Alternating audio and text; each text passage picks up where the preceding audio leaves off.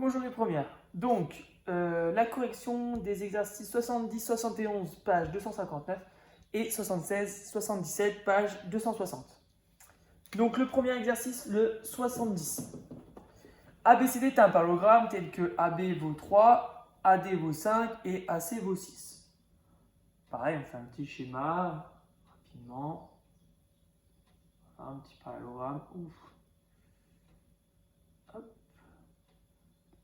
A, B, C, D. On marque les longueurs. Donc 3 pour AB. AD c'est 5. Et AC c'est 6. On voit qu'il n'est pas du tout à l'échelle, mais c'est pas grave. C'est pas le plus important. Première question, rappelez la formule exprimant le produit scalaire de vecteurs U et V en fonction de la norme de U, la norme de V et la norme de U plus V. Vecteur U et V. Alors, ça, il faut le savoir par cœur. Hein. Donc, vecteur U, produit scalaire vecteur V, c'est 1/2 de la norme de U au carré plus la norme de V. Voilà, j'ai fait une bêtise. La norme de U plus V au carré moins la norme de U, vecteur U, au carré moins la norme du vecteur V au carré. Ah, voilà, fin de la parenthèse. Donc ça, c'est juste la question 1. Question 2. Ah non, la question 1, il y a calculer alors le produit scalaire du vecteur AB, AD. Donc, si on vous demande d'écrire ça, ça peut avoir un lien pour résoudre cette équation, enfin ce produit scalaire-là. Est-ce qu'on en a besoin? Vecteur AB, produit scalaire, le vecteur AD. Hein, étant donné qu'on n'a pas l'angle DAB, ça va être compliqué. D'accord? On ne connaît pas l'angle DAB.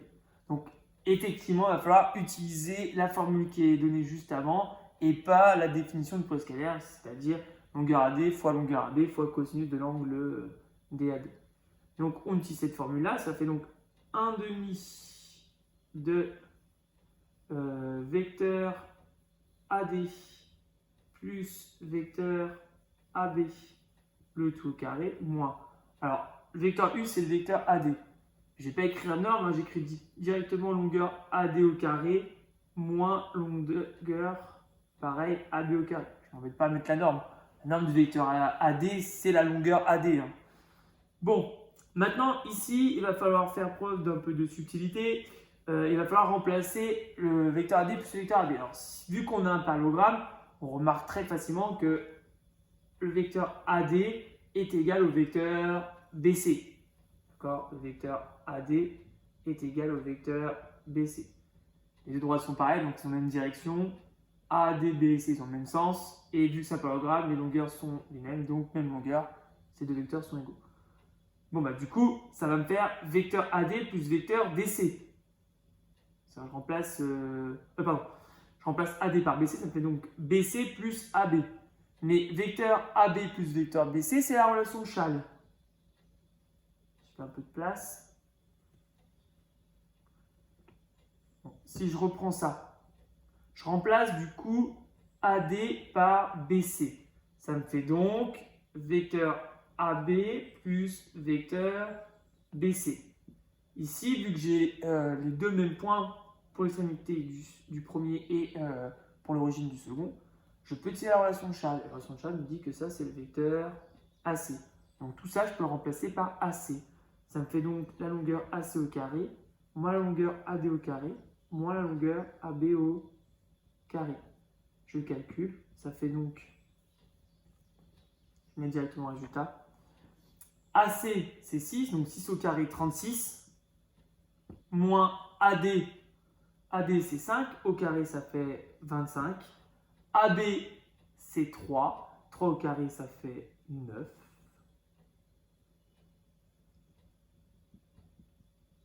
Donc ça me donne 36 moins 25, ça fait 11.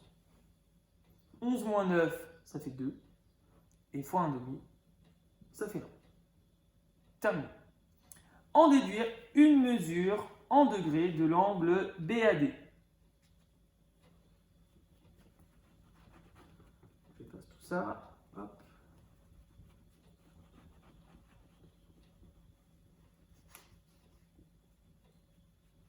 Donc je l'angle BAD.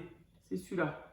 Ça tombe bien, j'ai déjà calculé produit scalaire de AD et de AB. Et j'ai trouvé que ça faisait 1.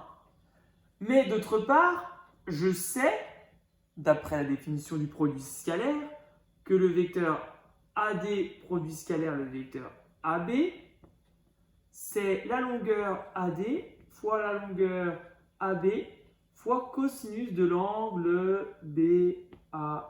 Comme par hasard, c'est l'angle dont on veut déterminer la mesure.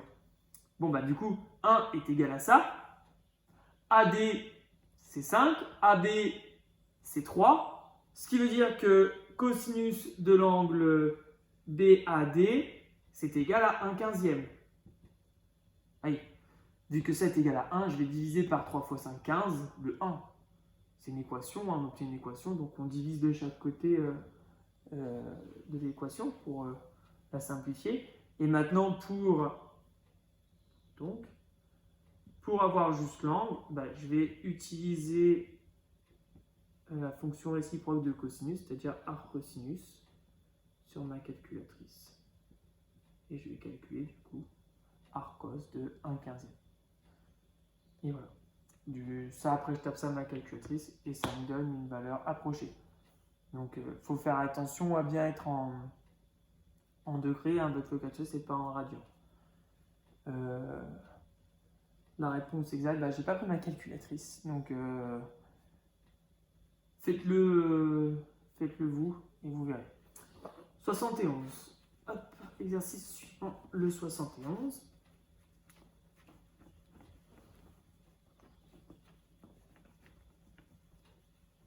Alors, dans le 71, ABCD est un parallélogramme tel que, c'est le même principe,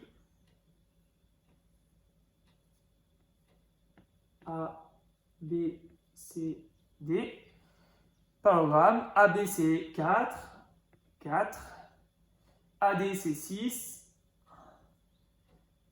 et par contre on nous donne l'angle BAD c'est 40. J'ai 40 degrés.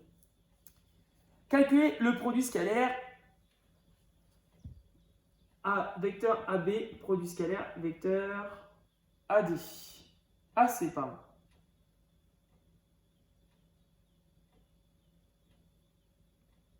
Égal.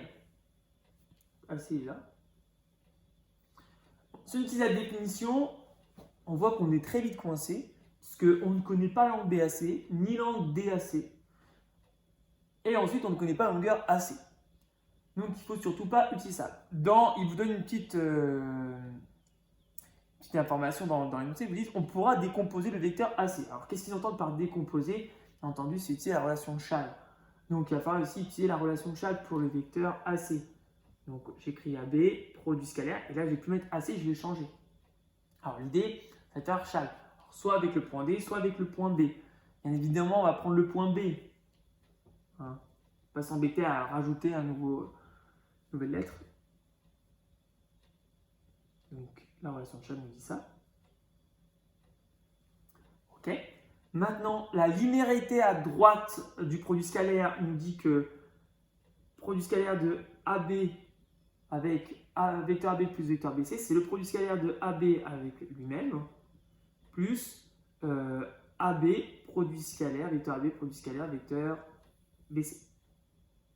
Ok. Bon, ça, on a vu dans le cours, ce n'est rien d'autre que la longueur au carré. Et ici, comme tout à l'heure, on a utilisé le fait qu'on ait un parallélogramme. C'est-à-dire que BC, le vecteur BC n'est rien d'autre que le vecteur AD. Donc, je peux remplacer le vecteur BC par le vecteur AD. Bon, AB au carré. AB, c'est la longueur AB, c'est 4. Donc, 4 au carré, ça fait 16. Plus. Maintenant, là, je peux utiliser la définition du produit scalaire. C'est-à-dire que je peux dire, bah ça c'est la longueur AB fois la longueur AD fois cosinus de l'angle 40. Parce que la longueur, on veut l'angle BAD ici. Hein. Et bien il me suffit de remplacer. Ça fait donc 16 plus AB c'est 4, AD c'est 6, cos 40. Et on va trouver à peu près, donc il faut que j'aille chercher vraiment ma calculatrice ici pour vous donner la réponse. Sinon, si on veut la valeur exacte, parce qu'on ne demande pas d'arrondir, donc la valeur exacte c'est 16 plus 24 cos de 40. Après, si vous voulez une valeur approchée, on n'essaie pas de demander dans l'énoncé, vous pouvez toujours taper ça sur la calculatrice en vérifiant bien entendu que vous faites en degrés. Voilà. Ça c'est exercice 71. Maintenant, était à faire encore le 76 et le 77. Donc ça, je vous mets la correction du 76 et du 77 dans une autre vidéo.